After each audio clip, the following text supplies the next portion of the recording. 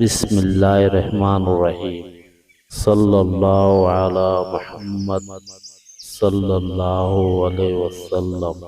الحق، اگر کوئی قید آدمی رات کو 108 بار پڑھے گا قید سے آزادی پائے گا۔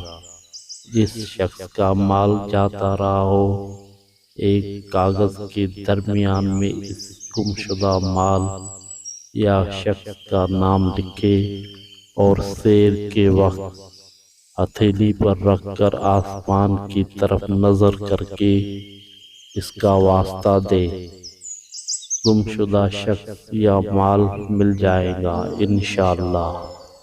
یاد رہے، کوئی بھی عمل شروع کرے اول و آخر درود شریف ضرور پڑھیں۔ جزاک اللہ خیر۔ صلی اللہ علی محمد صلی اللہ علیہ وسلم۔